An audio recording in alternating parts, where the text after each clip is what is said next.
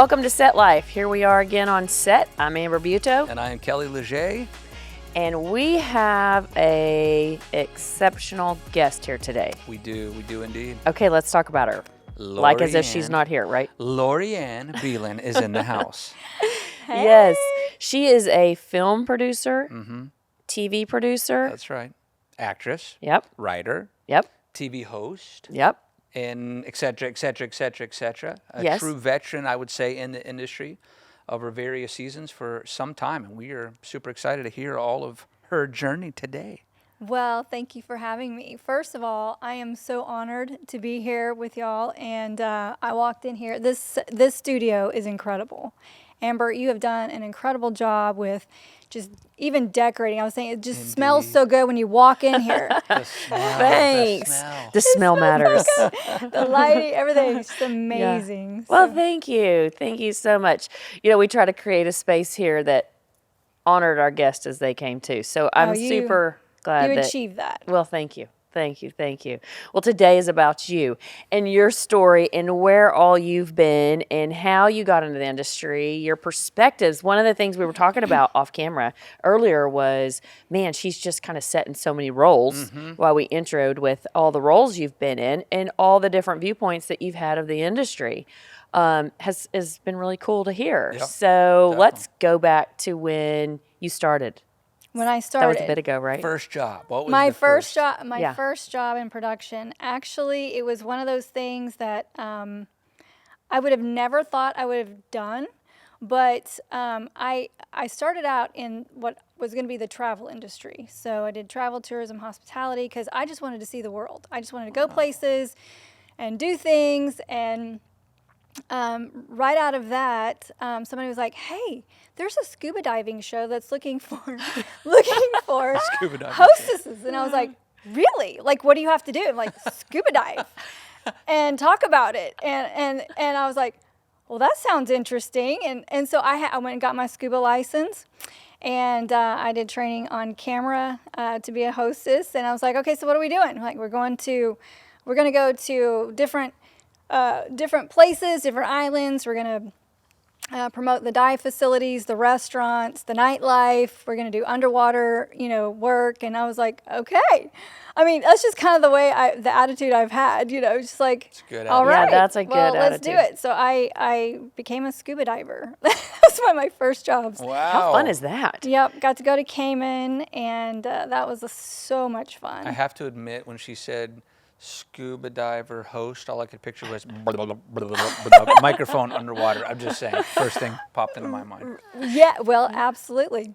Wow. And I had to learn think how to adventures. take the mask off underwater, underwater, take the mask, smile, do the whole thing, and Wow. Oh, wow. and, or take the Mouthpiece kind of thing out. It's been a long time. I forgot forgot what it's all called. But no, one of the funny things was after we'd come back from our trip, and I went into the production offices, and they were showing me some footage. They're like, "Hey, sit here, watch this." And so I'm watching. I float by the the camera, and they're like, "Did you see it?" I'm like, "No.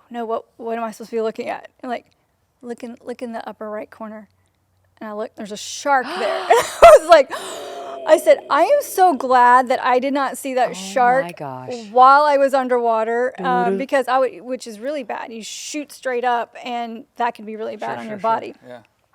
So I was like, I'm very glad it was a reef shark, thankfully. Right, so, right. Okay. but it was bigger than me, and if I would have seen that while I was underwater, that would have freaked Last me out. episode, finale show right here.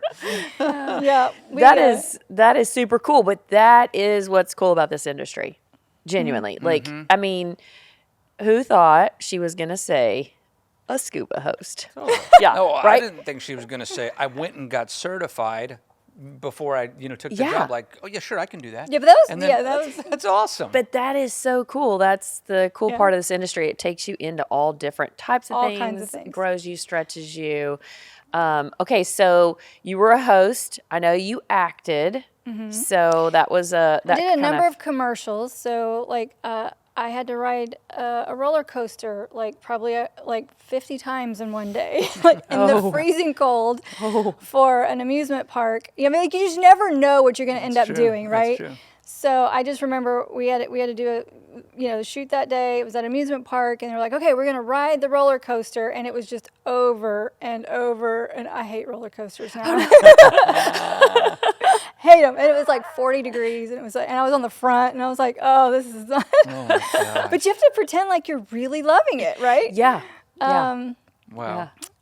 Take 40. Pizza commercials, those are fun. Like food commercials, right? Sure. Like, so you have a bucket right next to you, because you have to do so many takes. So you take a bite, and you're like, oh, no, we need the cheese to like really like come out, and we want to see the string of cheese. So you bite, and you're like trying to like, and so like after about 20 bites, and you're done. well, you have to spit it out, and then you have to keep eating the pizza, and they just keep bringing it. I so. shot a lot of food. I know all You know about exactly what that I'm talking world. about. I mean, the cheese in particular. Have you ever tried to get that shot? If you ever watch a pizza commercial, you never watch one the same way after I tell you some of my stories. Like most of the cheese in the commercial, sorry for all you companies I've ever shot for, the cheese is not the cheese in the real pizza. We'd get things like mozzarella sticks. Because they just would, the string would hold, so you'd put that around the perimeter of it, and then you would like put smoke all over it, steam it, because it makes it real gooey, and then they pull it away, and we'd have to do like 40 takes, and you have to do it quick before the cheese starts to dry, or it's not smoking enough, so. And this is a few years ago. So on set, guy smoking a cigarette. He's like, I got this. And he takes a cup and puts a cigarette in it and puts it right under the pizza so they don't know that beautiful, delicious cheese pizza you're looking at is actually Lit by a somebody's Marlboro cigarette, that's steaming off the pizza. Kind of gross. But that's smoke and mirrors. Behind the scenes of creating what we all see in advertisements, storytelling, all of that. And that's the creative minds, which I think is so awesome to watch when you're on set and you see the different things. How about ice cream? You ever do any ice cream? Shoot anything with ice cream? No. So, chicken. Chicken, all right. Most of the ice cream that we would shoot with was never ice cream. It was usually dyed mashed potatoes. Because you're going to put all those lights, especially back then, we weren't working with all the LED lights, which is a lot cooler lighting. It was all this big, hot HMIs, etc. So the set's really hot, so you can't put ice cream in front of it. So we'd use mashed potatoes because they would hold their consistency, but we could dye it any color we wanted to accomplish the shot. So all that food that you're watching in all those commercials, you don't want to eat any of it. Well, I'll tell you a trick. When I was doing the scuba diving show, I couldn't believe they did this to me. So we went to Stingray City in Cayman, and that's only about 30 feet below, I think. So we get in the water, we go down, and it's just incredible. So it's called Stingray City. There's lots of stingrays around. Well, they had put a hot dog wiener in my snorkel, so they would swarm, and I was like, "Oh, this is so cool!" Like all these, and later I find out that's because we put on. Wow! Oh my gosh! And, I didn't really think about the fact that they could be dangerous or anything like that. Yeah, that was my actual first thought. Was like, "Hey, come take a bite out of me." No, they didn't tell me any of that stuff. It's just, gosh. So here I am, made for a great shot. At the end of every shoot, they're like, "Hey, Lori Ann, come in here. See that shark? Hey, Lori Ann, come in here. See that hot dog wiener? Hey, Lori Ann." You're like, "What are you guys doing to me?" You're like, "Hey, Lori Ann, Hazard remember pay. that paper? Remember that paper you signed? We can show you this now." Right. That's the producer coming out. Yeah. So what adventures, right, that this world takes you on and the different things. And part of what this show's about is being able to talk about what it takes to make what we see. What it takes on sets, being on sets, all the different tricks and things of the trade for people that are wanting to do it, people that are getting into it, people that are just interested in hearing how do you make ice cream look like ice cream? How do you go underneath and look like you're being swarmed by stingrays? I mean, all of that is super cool to give a little glimpse behind the scenes of that. So you went from acting, hosting. I started out as a host. as a actually. host. So you went to hosting, and then hosting got you interested in acting. Yes, actually. So that production company that I was working with, so they had this, the scuba diving show was on the Travel Channel. Like, this was many years ago, okay? And from there, they had me, they were like, we want you to go ahead and take some acting classes, and because we're going to be doing some other things. And just, I think the acting bug bit me at that point. And so I did a number of commercials, theater. I did a music video. That was fun. Yeah. Actually did other music videos too, or back in the day, there was a lot of that going on in the area of the country I was I was working in. Sure. And so it's kind of funny because people because I stepped back for a long time to be a mom, and so when I would talk to people who knew me in that role, about my life before, they're like, you did that, and you did that, and you did, like, yeah. And you forget all the things that you're a part of, or that you were a part of. Seasons, huh? All those seasons. So, yeah, I did Brooks and Dunn's Boot, Scoot, and Boogie. Okay. That was fun. Wow. And the thing about that was, I remember it was a long shoot in a nightclub in Tulsa, Oklahoma. Oh, wow. My hometown. And we were there for a long time, and I'm like handing water out to all the people that are, on the stage. I'm handing water out to everybody because people were there for a long time. And I mean, that's just, you just got to be cool and fun with everybody, and help people. And no matter what you're doing or where you're at, just. That'll take you a long way in life, period. But. Yeah, agreed. I think being on sets and, I think just treating people kind, being a good human, like no matter what you're doing, but especially if you're going to be on set, since we're talking about sets, just is good for you. It's good for everybody around, and to be, thoughtful of everybody that's there. And that goes from the talent to the production team, to the crew, to everyone, so that, props to you. Because that was a while ago that you saw that younger in your career, and also continued to do that throughout your career. I know you're that same way today, on things that we've been together on and stuff like that. Just super kind and thoughtful of Well, you have others. to be, because you're working with these people. Everybody's working together, and no matter what role you're in that day, it's important to just be respectful, help where you can, no matter what you're doing. Yeah. And you really stand out in a frankly, a lot of times a real dark industry. People can get real pretentious because it is such a sought after industry. Once you're in. Yeah. And so there's a lot of that can go around on production sets, especially like advertising agency setting. God love all the advertising agencies. That was my world for a long time, and I love that work. But there's can be a little pretentious, a little bit of snooty, and here's what we've created, and there's nothing like it on this planet. And so to be that way is super refreshing. Yeah. Like on all our production sets, we kept it light, we had fun, we have always been that way. And we knew that if we shot with a client one time on a production set, that they would always come back. We would have that client for life because we ran our sets so different. It was such a different vibe, it was such a different feel, everything was different about it. And so that's a good thing. It'll carry you a long, long way. So I have a question. In the middle of, were you, as an actress, were you really in that game, going in and auditioning and hitting the pavement and all that? Yeah, I was. That's not really my focus now, but back then it was. Yeah. And, I had a lot of fun doing it. I got to do a lot of neat things. And then I decided that I was going to go audition for Juilliard. And because I was just ready to bust out of my hometown. I'm like, I've done what I could do here. I need to bust out of my hometown, and I'm going to go audition for, which is only because a friend was like, hey, let's go audition for Juilliard. I'm like, okay. I'm like, okay, we'll go do that. Wow. And it's like saying, hey, I'm going to go put an application in for Harvard. You want to come? Right. Sure. But the funny thing is, I'm from Tulsa, and I go to New York, and obviously I was completely like a fish out of water, and I remember no offense to anybody in New York, but I just remember, like, get there, like, don't look anybody in the eye, and make sure you stand with your feet apart on the subway, and make sure you don't, like, say hi, because I was from Oklahoma. Yeah. Like, hey, how are you doing? Hi. South. Hi. Oh, hey, great day. How are you doing? You know, and they're like, Yep. you know, looking at you like you're from another planet, right? Yep.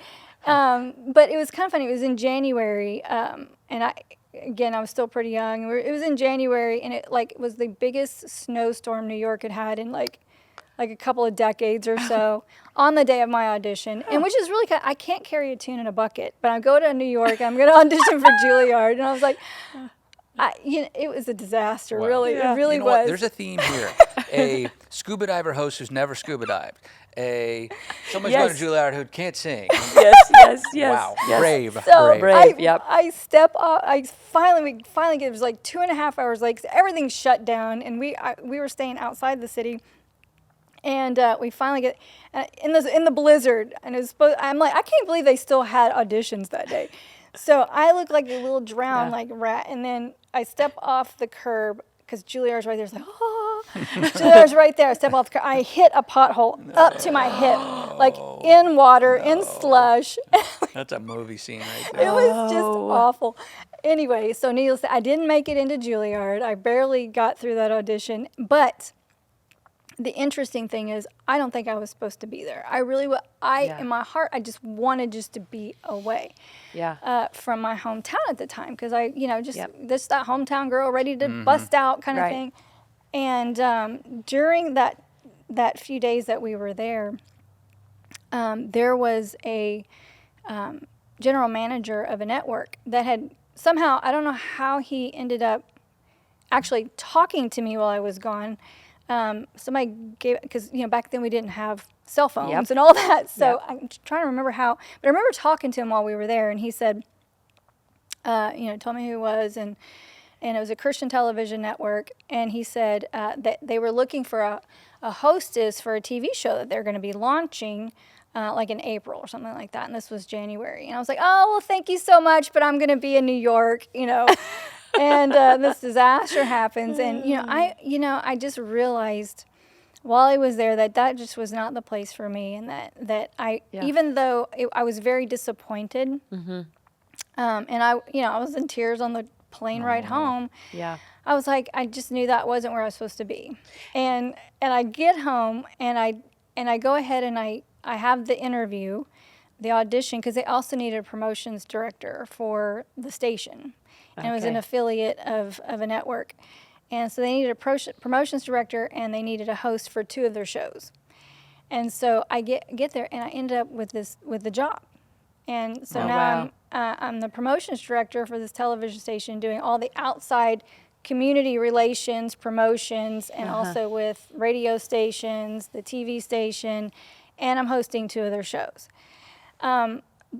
And I'm sitting there, thinking, I almost missed this. And you're not in a puddle I in a know. big city. Yeah. And I met my husband like the month after that, back in my hometown. Do you think sometimes, like, you have to do, like, I know from my journey, it's kind of difficult, but I sometimes have to do what I'm not to figure out what I am. Yeah. Yes. Sometimes. Right? Yeah. And in this industry, there's some of that. You've got to, dabble in a couple of different things to really refine where your skill set's 100%. most useful and how to maximize those. Totally. Right? So it's, being brave enough, like we said, she was so brave in a lot of the things that you attempted to do, even though you knew you weren't excellent at it or didn't even know how to do it, you still stepped out, which I think that's part of the process of figuring out, no, wait, this is where I fit. Totally. 100%. I think, and then we encourage, people getting into film and on production all the time, just to jump in and just do whatever you're asked, try stuff. Try helping the hair and makeup assistant, get in the editing suite, try it all, And I did it all, and I learned all of it. And ultimately, I found myself in the director's chair because that's what I loved. Yeah. But every single thing that I did was a stepping stone for directing.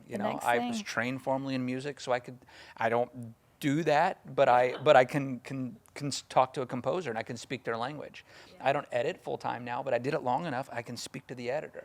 I don't write full time, but I did it enough to now I can communicate with the writer. Now I speak the language of film. As a director, it was perfect for what I'd be doing now. So those are, stepping stones. I had to write commercials. I had to, for our show that we did. And so it's like, okay, I have to say all that we're going to do this in 30 seconds. I got to say all this in at that time it was like 27 seconds or whatever. I got to say all that in 27. So we did promotions. We did all kinds of different things. And I had like the radio, like the morning show guys would come on my show and then I would do their shows because we would do cross promotions and we do community we did concerts and I interviewed all kinds of artists back then, Christian artists. That was a lot of fun. And I actually won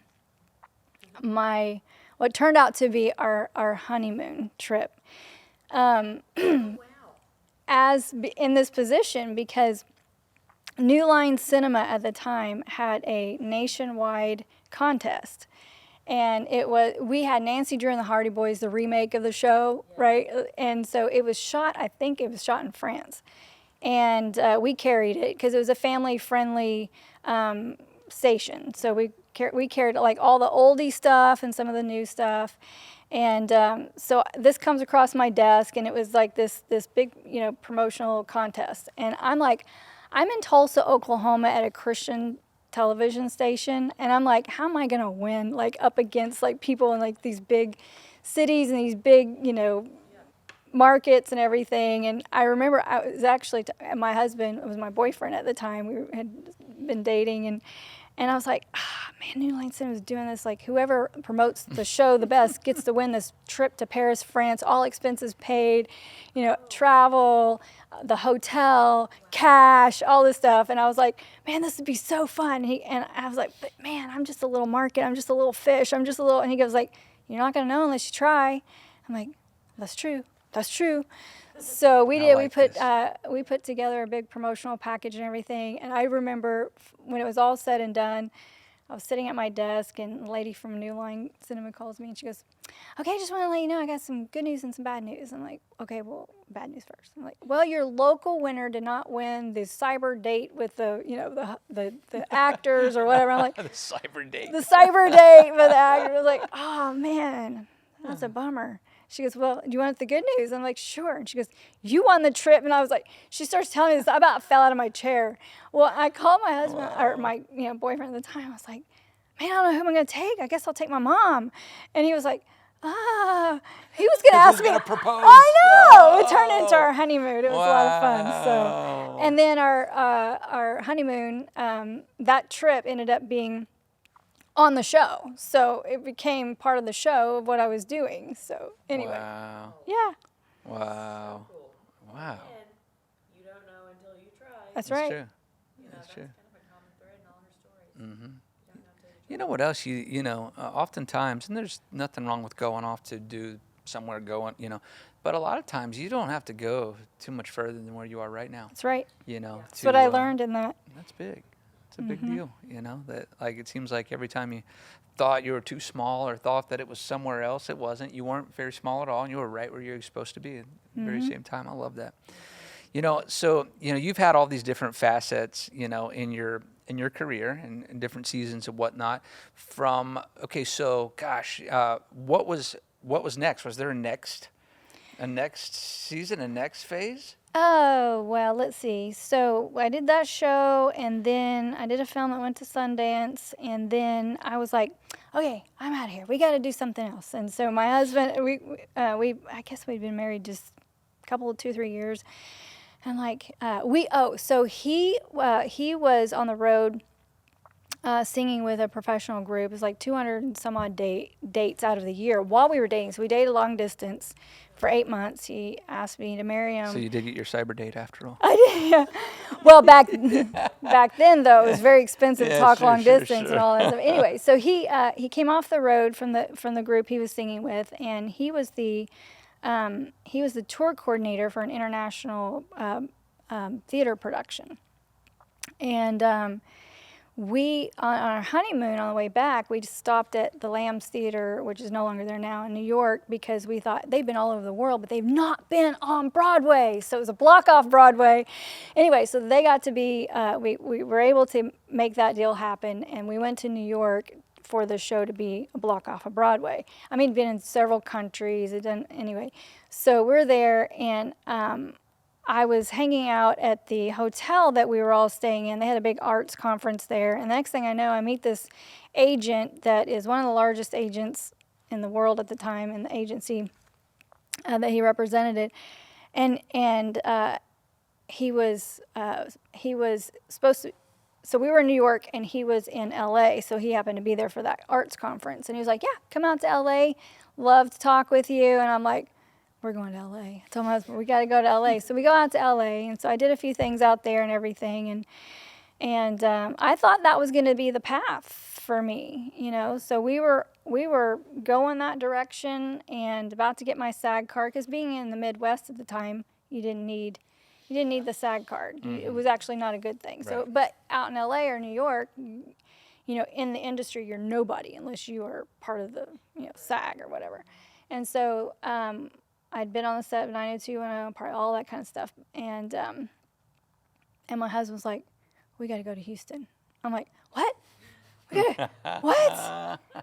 So my husband, he said that he got a job in Houston. So, you know, he was like, hey, we need to go back to Houston. I'm like, what?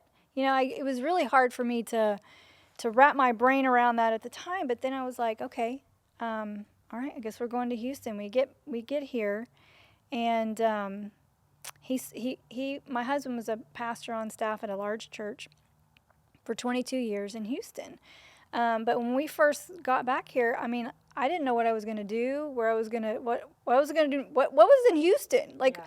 What's in Houston I could be a part of, right? You know, feel like you're going backwards a little bit. Yeah, I recreating yourself in a new location, right, with a totally different culture and industry. Totally. Yeah. So I get a phone call from a radio station here in Houston. Yeah. And it's a Christian radio station, and they said that they needed somebody to co-host and write the news segment for their show that had a television audience. So it was a radio station that had a show that was on television. Okay. And so they needed somebody to write, produce, and host the news segment for it. So I was like, okay, this is awesome. I'm thinking, like, how did you even know to call me? Yeah. You know, how did you even know? Right. Uh-huh. And it was a mutual friend of ours. Aww. Who was on your second show.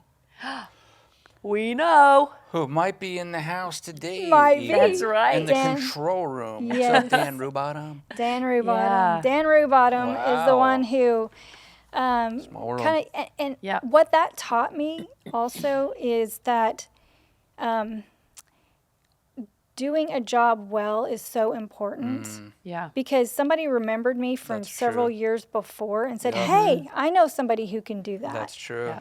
You know, and this industry really is about relationships. It is. It is strongly in relationships. And great to hear that, you know, you really put that correlation together of good work from previous years to getting a job years down the road. Mm-hmm. But I also say how you treat people, no matter when, you just don't know when your paths are going to cross again. That's right. And you don't know where their paths are going to go and where life's going to take them. And to be kind and treat people with respect and yourself with respect and do work well at what you do, it does give back to you. It does pay off in the end, even when you don't see it. That's true. And I think that's true in all facets of life, but especially this industry, because it is really relationship driven. That's true. You've got to want to work together, and you've got to mesh. Yeah. This industry, you have to mesh. You do. And you remember, like, as a director, as a producer, I can't even tell you how many times I've hired the same actor, the same actress, Yep. because I loved working with them. They were dependable. I knew what I was going to get out of them. I mean, you can look at some of the biggest directors today, and oftentimes working with the same actor, you see them again and again and again, because they know what they're going to get out of them. You know, they know how they work. They work well together. There's a lot to be said. I'll just a quick story. There's a smaller advertising agency that I work with from time to time. They had another competitor, I guess, as it were, kind of tried to creep in on their work. And when they first got the news, they were kind of like a little, man, this represents a lot of our business and blah, blah, blah. They felt a little like uneasy about the whole thing. I could tell they were kind of stressed about it. I was asking how they were dealing with it. I'm like, well, what are you going to do? How are you going to handle it? I figured they had some plan. They were going to up the ante here. They were going to, try to do something. They're just like, we're just going to keep doing really good work. We're going to keep doing really, really good work. And they just went for it. They just did better. I mean, they just did as well as they could. And a number of months later, I checked back in with them, and I'm like, well, how'd that all turn out? Did that eat into your? And they're like, no, we're not really worried anymore, because we have just maintained our good work, and that other company is just doing other stuff, doesn't have the same level of quality, is not great here and here, and they just did the work, and they did it well, and they've maintained that client even to this day. That they keep, consistency. A lot of consistency is a huge deal. When it comes to it. So Well, I've worked with, editors, directors, producers, and it's like you feel much more comfortable when you know that you're working with somebody that you just really enjoy and you love their work and they're easy to work with. And, there were times I'd have to go in and say, okay, I'd have to sit with the editor, on a show that I was working on and producing. Like, no, I need that cut out and I need you to put that together. And like the ones who had a great attitude about it were so much more fun to work with, Very true. It streamlined the process and made it go faster, I feel like. I feel like when you can work well with somebody and you see the same vision, because we're all creating things out of visions within our heads. We are creating what you see. So you've got to have some of that chemistry to work together to create that same thing over and over and over again in all different kinds of ways and facets and stuff. You've got to be able to see the same thing, or at least be able to communicate with each other the same thing to get there. Yes. And that's a huge thing. I mean, with us here at the studio, there's a lot of things that we'll start in on and we'll be able to like finish each other's sentences because we're tracking the same, we kind of see the same way. We have a bent towards the same content and view of things. And I think when you find that in this industry, it's something to hold on to, and I think it stays with you in the industry, to be honest. I mean, same. The people that I've met from all over the United States, even though we all live different areas, different places, there is a common thread in the people that I've talked to and stay talking to and that refer you to jobs. So I think that's a super cool thing in this industry. If you want to get more work in this industry, be extremely dependable.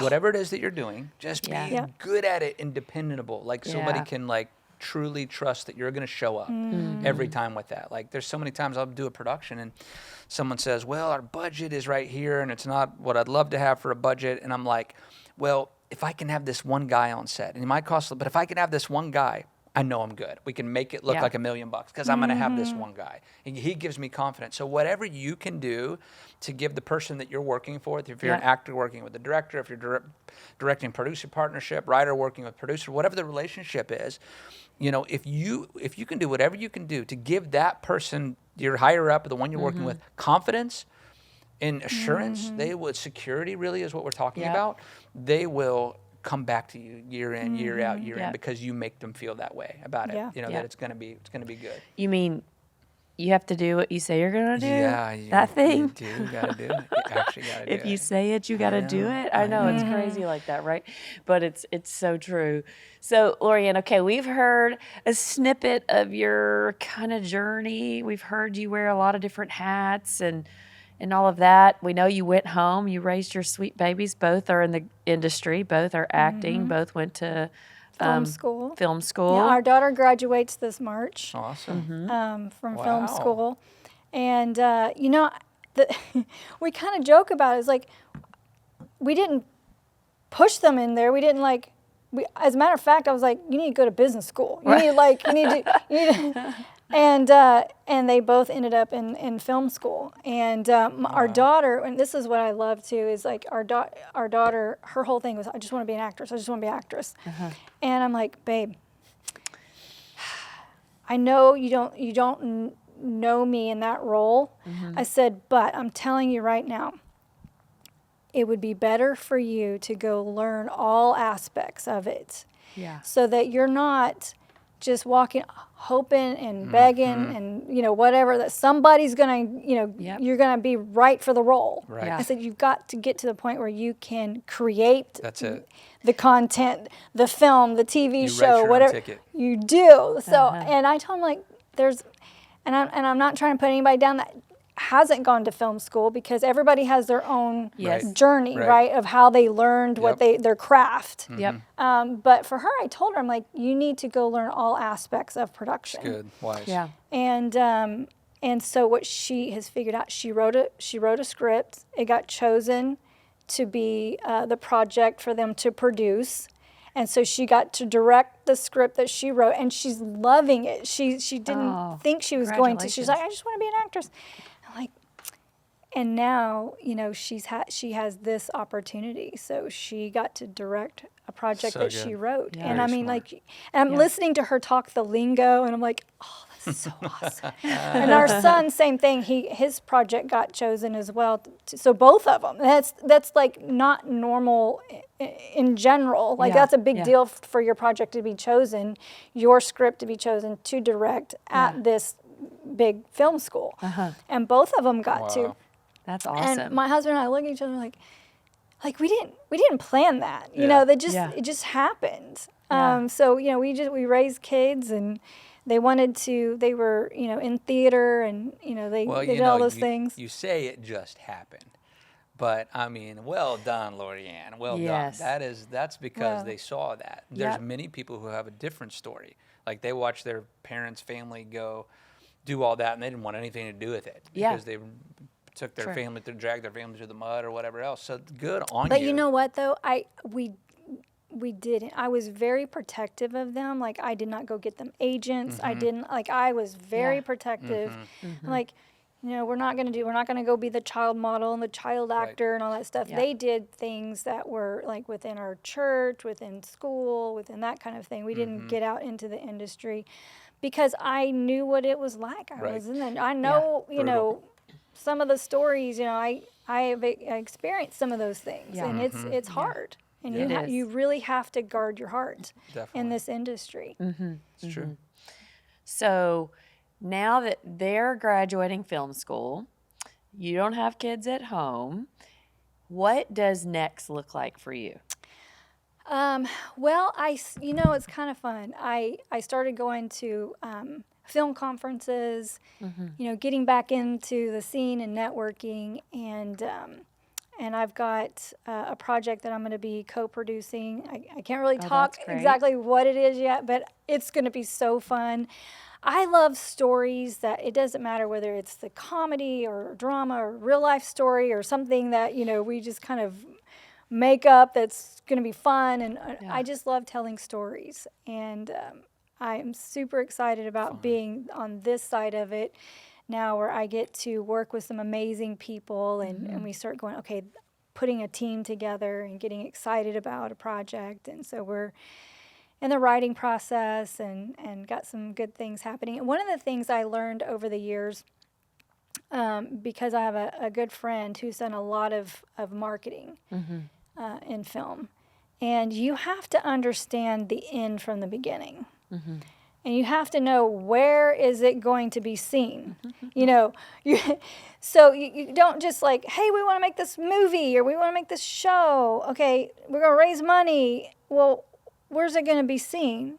Where's you got to know where. This is where Amber inserts her one line that she's thinking about and that I'm thinking about, which is, if you make something and it doesn't have distribution, then You've made it for your friends and family. Yeah. That's it. I had an opportunity early last year I got pulled onto a feature that went to a Fathom event, and then it had a nationwide release, and it was so exciting because I got to meet the director, or I got to meet everybody, but like I got introduced to, he was a first-time writer, first-time producer. So fun. Does this film, goes to Fathom, then gets a release. And I met them through my friend who does the marketing, and he pulled me on as PR, and I had such a blast doing that. And one of the things that I got to do, and this goes back to networking. Yeah, it's like in this industry, it really truly is who you know, who your network. Who is your network? Because when you need something, you know who to call on, right? Yeah, yeah. And it is a give and take. And For sure. you have to be able to give and help and network and connect people, because when you need it, then you're going to get the help as well. Sure. You have to. There's a lot of give. Yeah. And so anyway, they had a song that they wanted in their film. They had been working on the rights to have it in their film, and they hit a wall, and it was a George Strait song, so it was kind of a big deal in their film, and they were about to have to deliver it to Fathom, and they hadn't gotten the rights yet. Well, it was one of those things that I knew somebody who actually he's the spokesperson for their nonprofit, and can I say what all of that was? Like, Sure. So anyway, he was a spokesperson for their nonprofit, and he's helped give away over 100 homes for is a Military Warrior Support Foundation. And so George Strait's given over 100 of the 900 homes that they've given away to help our heroes. Yeah. And so I called my friend General Cisco, and I was like, okay, I'm working on this project. It would be perfect for what you're doing because it's God Country and the Cowboy Way, and so I had him watch it, and he was like, oh. Anyway, long story short, because of that relationship, they were able to then push it on through and deliver it at the 11th hour and 59th minute. They were able to get the song in their film, and it worked out. And I mean, to me, I felt like it was kind of a God thing, but it was just because of the networking. And so I got to be a part of that project, and the director on that project was just incredibly talented young man.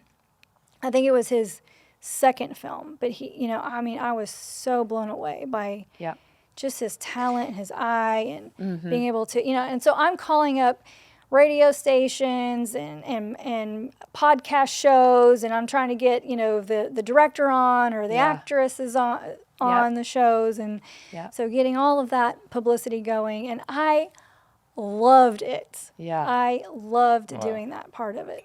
Wow. That's awesome. And so we're sitting there, and it comes out on the Fathom event, and we're watching the film. I'm like, I got to be a part of this. Sure. Like, I got to be a part. And after it was over, I'm like, my name goes, and I didn't even think about that part of it. Like I really didn't think about. My husband goes, I'm like, that's so cool. Name on the silver screen. Didn't even In that the wasn't in my mindset when I started to do it, But I had so much fun. I got to meet a lot of people, and now I'm friends with, those people that I worked with, and I look forward to working with them again. And I know, who to call. Yeah. I think it's really great to see people in the creative realm in film, but also you can be a designer, you could be a hairstylist, and I say in all those creative realms, you either see it or you don't. So even though you're a first-time director, second-time director, writer, whatever, I say somebody who's really talented at cutting hair school gave them the fundamentals, but their creativity was in them. Right? So it's then just, developing and cultivating your flavor of that, right? The way you see it. So I think there's a lot of brilliant directors, actors, writers, all of it, that are newbies in the industry, but don't be intimidated by the newness because they've been given a gift to see something creative that's unteachable. It's truly a gift that they share with the world, a perspective in which they see that story, hear the story, tell the story, that is so inspiring to me in the industry. Working with veterans and also working with interns, so to speak, you know, and giving them some footage and some projects and saying, okay, do something. And they put a whole new spin on it. And you're just like, whoa, I never even thought of it that way. So it, you know, to encourage you that are out there that are starting. I mean, I know we got to listen to a veteran today, which has been amazing to hear your whole story. And thank you for sharing your journey with us and those that are listening, to encourage them to start where you are. Be brave. You may not know everything, but be brave and just start. Wear a bunch of different hats in the industry and learn from it. And eventually you'll find where you fit. And it never leaves you. Once you've been bitten by the bug of the industry, it doesn't leave you. So and try all the things, all the opportunities that are in front of you. That's right. But we just thank you so much for being on today. We've enjoyed hearing everything. Well, thank you for having me. Yes. I mean, when we met for the first time, I was like, you know, I felt like, oh, here's a sister in this sister in this community that, I mean, you are just full of spunk and shine and sparkle, and you have such a great business mind. I think that, you know, this is so needed in helping people develop their projects, you know, from beginning to end, and well, thank you. And having this incredible studio space for people to work in. Well, thank you for those kind words. I really appreciate it. And, you know, it's a joy and it's an honor to get to meet people like you and have you sit here with us and visit and talk and be a part. So until next time, we'll see you on Set Life.